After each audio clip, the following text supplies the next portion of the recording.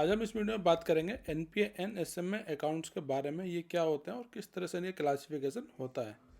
तो सबसे पहले बात करते हैं, जो भी हम बैंक से लोन लेते हैं या क्रेडिट फैसिलिटी लेते हैं तो उसके स्ट्रेस को नापने के लिए जो बैंक के पास पैरामीटर होते हैं, जो कि आरबीआई ने उसको सजेस्ट किए हैं, वो होते हैं आपके स्ट्रेस से रिलेटेड पैरामीटर्स, जो कि होते हैं आपके, एक तो होता है एसएमए, स्पेशल मेंशन अकाउंट, जो कि प्री स्टेज होती है एनपीए अकाउंट होने की, यानी कि एसएमए के बाद भी कोई अकाउंट एनपीए होता है। जो एसएमए है, स्पेशल मेंशन अकाउंट, उनकी भी 3 कैटेगरी होती है, यानी कि उनको 3 सब कैटेगरी में डिवाइड किया गया है। इससे पहले होता है आपका सबसे पहले एसएमए 0, फिर होता है एसएमए 1, फिर एसएमए 2। इस तरह से 3 कैटेगरी आपकी एसएमए अकाउंट्स की होती हैं। और जब अकाउंट एसएमए कैटेगरी से आगे बढ़ता है तब वो अकाउंट एनपीए हो जाता है, यानी कि जो एनपीए अकाउंट का होना है, नॉन परफॉर्मिंग असेट्स, वो एसएमए के बाद की कैटेगरी है, तब अकाउंट एनपीए हो जाता है। तो सबसे पहले बात करते हैं कि क्या क्राइटेरिया है, किन के बेसिस पे किसी अकाउंट को एसएमए में कैटेगराइज किया जाता है, एसएमए में वर्गीकृत किया जाता है। तो सबसे पहले 2 तरह के जनरली बैंक में क्रेडिट फैसिलिटी होती हैं। एक तो होता है आपका टर्म लोन, जो कि आप ईएमआई में भरते हैं, जिसको हम मियादी ऋण भी बोलते हैं। दूसरा होता है आपका ओवरड्राफ्ट या कैश क्रेडिट। ये जनरली बिजनेस लोन होते हैं, जो कि एक तरह का रिवॉल्विंग क्रेडिट होता है। उसको आप एक बार सेंक्शन कर दिया तो आप उसको बार बार यूज़ कर सकते हैं, बार बार जमा कर सकते हैं। तो इस तरह से ओवरड्राफ्ट या कैश क्रेडिट होते हैं।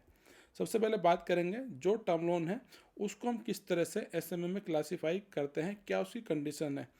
जब भी कोई टर्म लोन होता है तो वो आप ईएमआई में उसको पे करते हैं, महीने दर महीने, या जो भी आपकी ईएमआई जिस तरह से हो। जो आपकी ईएमआई है, जो आपकी किस्त है, उसका प्रिंसिपल या इंटरेस्ट, मूलधन या ब्याज, उसमें से कोई भी आपका ओवर ड्यू हो, यानी कि पे ना किया गया हो पूरी तरह से या पार्शियली, यानी कि आंशिक रूप से, तो वो धीरे धीरे एसएमए की कैटेगरी में जाता है। अगर ये डिफ़ॉल्ट आपका 30 दिन तक का है, यानी कि जो ईएमआई का कोई भी पोर्शन है या फुल ईएमआई वो आपने अगर 30 दिन तक पे नहीं करी, तो वो अकाउंट एसएमए 0 में माना जाता है। फिर दूसरी कैटेगरी है, अगर ये जो प्रिंसिपल या इंटरेस्ट है, अगर आपने 30 दिन से ज़्यादा लेकिन 60 दिन तक अगर पे नहीं किया, तो वो अकाउंट आपका एसएमए 1 में क्लासीफाई होगा। फिर तीसरी और अंतिम कैटेगरी है, जो कि है अगर 60 दिन से ज़्यादा और 90 दिन तक आपके अकाउंट को हो गए हैं, जिसमें आपने कोई भी पोर्शन पे नहीं किया है। ये पोर्शन आपका पूरा भी हो सकता है ईएमआई का, या प्रिंसिपल या ईएमआई इंटरेस्ट हो सकता है। तो इस तरह से 90 दिन तक की कैटेगरी को 3 अलग अलग कैटेगरी में डिवाइड किया गया है, जिसको हम बोलते हैं एसएमए 0, एसएमए 1, एसएमए 2। तो इस तरह से ये बात हुई आपकी टर्म लोन को किस तरह से एसएमए अकाउंट में क्लासीफाई किया जाता है। अब बात करते हैं ओवरड्राफ्ट या कैश क्रेडिट के केस में।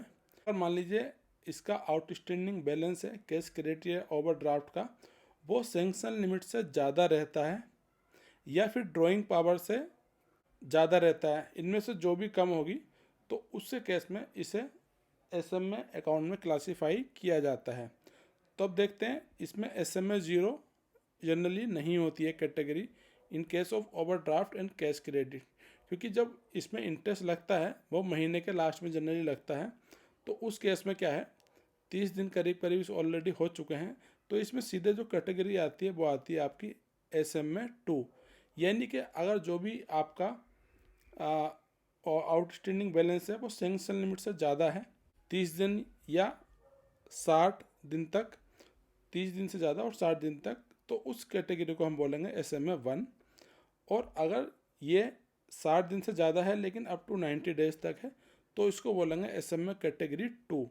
तो इस तरह से ओवरड्राफ्ट और कैश क्रेडिट का जो है क्लासिफिकेशन किया जाता है स्पेशल मेंशन अकाउंट के केस में। अब बात करते हैं कि किस तरह से हम इसको समझें एग्जाम्पल के मदद से एसएमए अकाउंट्स को। सबसे पहले बात करते हैं टर्म लोन की।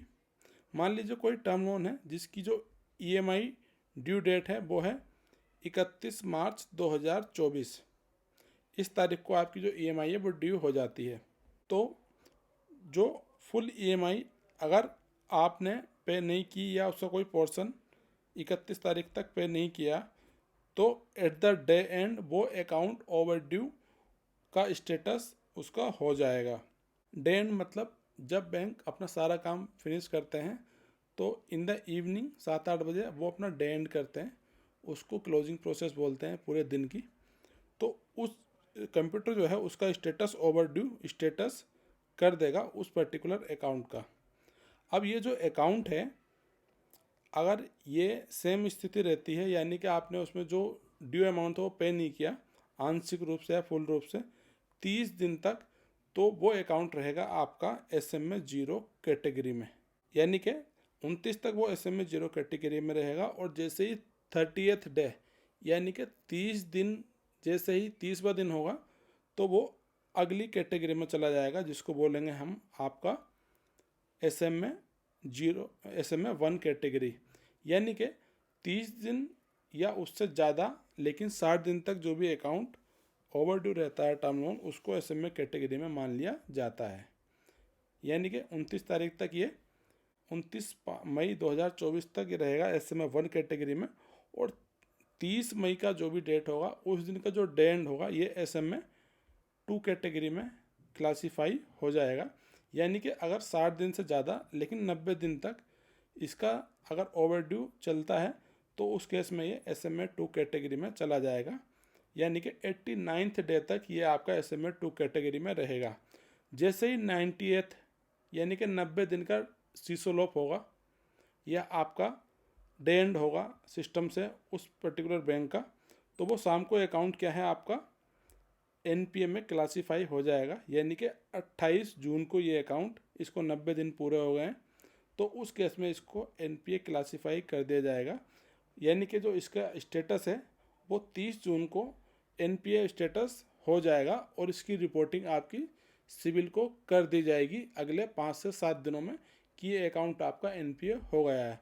तो इस तरह से टर्म लोन है वो अकाउंट NPA होते हैं। अब बात करते हैं कैश क्रेडिट या ओवरड्राफ्ट अकाउंट का क्या ट्रीटमेंट होता है NPA से रिलेटेड या SMA से रिलेटेड। तो जो कैश क्रेडिट अकाउंट है वो NPA कब होंगे, जब आपने या तो उनको रिन्यू नहीं किया है 180 days from the due date. यानी कि रिन्यू उसको बोलते हैं कि हर साल जो अकाउंट है आपको बैंक को रिव्यू करना होता है, जिसको रिन्यूअल भी बोलते हैं। जैसे मान लीजिए कोई अकाउंट है, कोई कैश क्रेडिट लिमिट है, वो आपकी 1 जनवरी 2023 को सैंक्शन की थी, इस दिन आपने बैंक से लोन लिया था, और ये जो ड्यू होगा वो 1 जनवरी 2024 को ड्यू फॉर रिव्यू हो जाएगा। यानी कि ये अब रिव्यू के लिए सालाना तौर पर जो रिव्यू किया जाता है उसके लिए ड्यू हो चुका है। तो यानी कि यहाँ पे इसको 1 साल पूरा हो चुका है और ये रिव्यू के लिए ड्यू हो चुका है। इसके बाद अगले 6 महीने यानी कि 180 डेज, तो वो हम गिनेंगे 1 जनवरी से लेकर 28 जून तक देखेंगे तो ये 180 डेज हो जाएंगे। तो यानी कि 28 जून को अगर ये रिन्यू नहीं होता है तो जब बैंक का डे एंड होगा 28 जून को, तो ये जो अकाउंट है वो सिस्टम द्वारा CBS सॉफ्टवेयर द्वारा NPA कर दिया जाएगा। इस तरह से अकाउंट आपका NPA हो जाएगा अगर वो 180 डेज या बियॉन्ड हो चुका है रिव्यू के लिए पेंडिंग। तो इस तरह से एक कंडीशन ये होती है कि अगर आपका अकाउंट रिव्यू नहीं हुआ तो उस केस में किस तरह से वो NPA होता है। दूसरी कंडीशन इसमें NPA की होने के लिए होती है CC और कैश क्रेडिट के अकाउंट में, वो होती है अगर जो आपका स्टॉक स्टेटमेंट है वो 180 दिन से पुराना है, यानी कि 6 महीने से पुराना है। जो भी आपकी कैश क्रेडिट होती है तो उसकी जो ड्राइंग पावर होती है वो आपकी स्टॉक से ड्राइव होती है, क्योंकि जो कैश क्रेडिट लिमिट है वो स्टॉक के लिए ही दी जाती है। हर महीने आपको बैंक को एक स्टॉक देना पड़ता है कि कितना आपकी दुकान में या फैक्ट्री में सामान है, उसके अगेंस्ट में ही वो लिमिट आपकी निर्धारित की जाती है। जनरली अगर 1 लाख का आपके पास सामान है तो बैंक उस पर जो ड्राइव करता है लिमिट वो करता है 75,000, यानी कि 25% का मार्जिन यहाँ पर, तो 25% का मार्जिन यहाँ पर आपके जो स्टॉक है उस पर लिया जाता है। मान लीजिए जो आपका स्टॉक स्टेटमेंट आपने सबमिट किया था वो पोजीशन थी आपकी 1 जनवरी 2024 की, तो ये जो अकाउंट स्टेटमेंट है 30 मार्च को ये ख़त्म हो जाएगा, यानी कि जो अकाउंट जो आपका स्टॉक स्टेटमेंट है वो 3 महीने तक ही वैलिड होता है, अगले 3 महीने तक, यानी कि 90 डेज तक।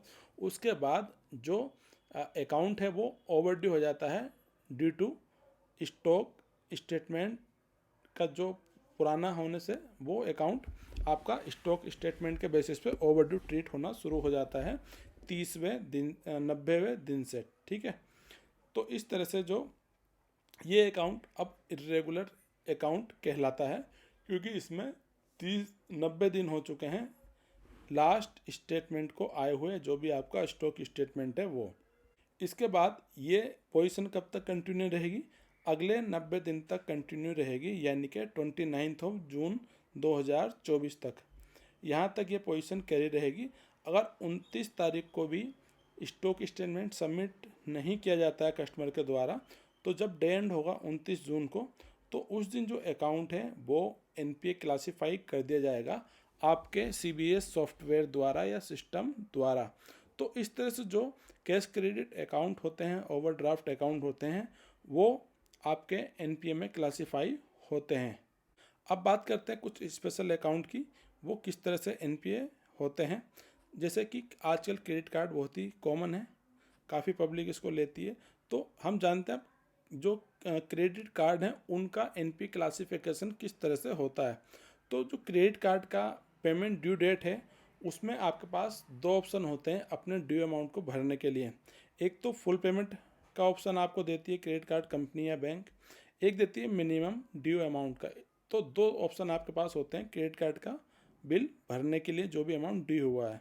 मान लीजिए जो आपका ड्यू अमाउंट है पर्टिकुलर डेट पे वो है 30,000, तो इस केस में आपको 2 ऑप्शन मिलेंगे, या तो आप फुल पेमेंट जमा कर दीजिए 30,000, या फिर उसका 10% यानी कि 3,000 भी आप भर सकते हैं, और जो बचा हुआ आपका 27,000 है वो कैरी फॉरवर्ड हो जाएगा, उस पर जो क्रेडिट कार्ड कंपनी वो आपसे इंटरेस्ट लेती रहेगी। लेकिन ये दोनों ऑप्शन आपको मिलते हैं। अगर इसमें से कोई भी एक आप काम कर लेते हैं ड्यू डेट तक, तो आपका अकाउंट जो क्रेडिट कार्ड है वो एनपीए नहीं होता है।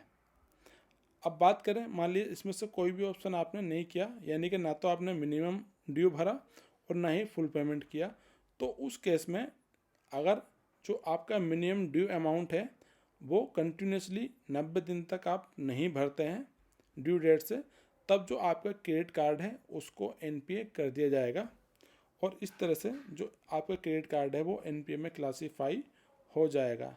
तो यानी कि मिनिमम ड्यू अमाउंट अगर आप नहीं भरते हैं 90 दिन तक ड्यू डेट से, तो इस केस में जो क्रेडिट कार्ड है वो एनपीए क्लासीफाई कर दिया जाता है सीबीएस सिस्टम के द्वारा। तो इस तरह से क्रेडिट कार्ड को एनपीए क्लासीफाई किया जाता है। अब बात करते हैं कुछ अलग तरह के लोन से क्लासिफिकेशन के बारे में, जैसे कि नेशनल सेविंग सर्टिफिकेट, किसान विकास पत्र या पेपर सिक्योरिटी। इसमें गवर्नमेंट बॉन्ड्स हो सकते हैं, तो इनको जनरली हम पेपर सिक्योरिटी बोलते हैं। साथ में होता है आपका गोल्ड लोन, और इसमें एक आपका लोन अगेंस्ट एफडी भी हो सकता है, तो इन सबको पेपर सिक्योरिटी बोलते हैं, साथ में गोल्ड लोन। इनके क्लासिफिकेशन कुछ अलग तरह से आपको किया जाता है। जैसे कि जो भी लोन अकाउंट है वो तब तक क्लासीफाई नहीं होगा एनपीए में जब तक जो उसका मार्जिन है वो मेंटेन है, भले ही उसको 90 दिन से ज़्यादा हो गए हों, तो वो क्लासीफाई एनपीए में नहीं होता है। अगर मान लीजिए कोई अकाउंट है जो कि लोन अमाउंट है 90,000, और जो वैल्यू ऑफ एफडी या सिक्योरिटी या गोल्ड मान लीजिए वो 1,00,000 रुपये है, तो यहाँ पर जो आपका मार्जिन हुआ वो हुआ 10,000, यानी कि 1,00,000 की सिक्योरिटी के एवज में आपको जो लोन दिया गया है वो 90,000 रुपये दिया गया है। तो इस केस में जो आपको लोन है वो 90,000 है।